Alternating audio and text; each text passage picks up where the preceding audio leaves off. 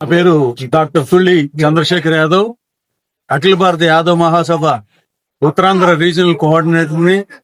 గౌరవనీయులు చింకా నారాయణరావు గారు నన్ను గుర్తించి ముందుగా నాకు రీజనల్ కోఆర్డినేటర్ పదవి ఇచ్చినందుకు హృదయపూర్వక ధన్యవాదాలు తెలుపుకుంటున్నాం. అలాగే ఎందుకంటే ఈ ఉత్తరాంధ్రలోని యాదవులు అధిక సంఖ్యలోని ఉన్నారు.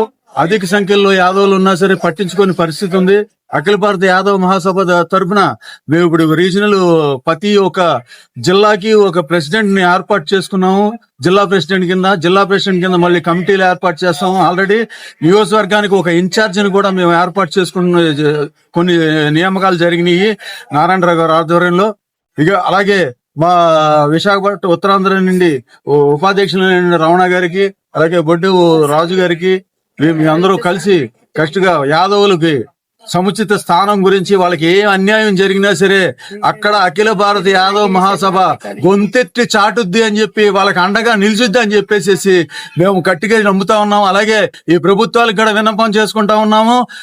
ఏదైతే మా కాటమ మహారాజు ఉన్నారో మార్కాపురానికి కాటమరాజు పేరు తీరాల్సిందే, లేదంటే యావత్ ఆంధ్ర రాష్ట్రమే కాదు, ఈ రోజున మీరు చూసినట్టయితే తెలంగాణలో యాదవ్ అయినా సరే బిడ్డ అయినా సరే మేము అక్కసును ఆంధ్రాలో చేర్చుకున్నాము. అలాగే మా ఈ కాటమరాజు పేరు పెట్టేంత వరకు ఉభయ తెలుగు రాష్ట్రాలు కూడా పోరు చేస్తామని చెప్పి యాదవులు అని మనస్ఫూర్తిగా ఉన్నారు. అందుకని రాష్ట్ర ప్రభుత్వాలు మేము విన్నవించుకుంటున్నాము, హెచ్చరిస్తున్నాము. లేకపోతే ఏ రకంగా మీరు తీసుకోండి, మార్కాపురానికి కాటమరాజు పేరు పెట్టకపోతే యాదవులు మొత్తం ఇది ఆత్మాభిమానంగా పోరు కింద స్టార్ట్ అయ్యి ఉప్పినగా తయారయ్యక ముందే మీరు నిర్ణయం తీసుకోవాలని చెప్పి రాష్ట్ర ప్రభుత్వాలను హెచ్చరిస్తా ఉన్నాం.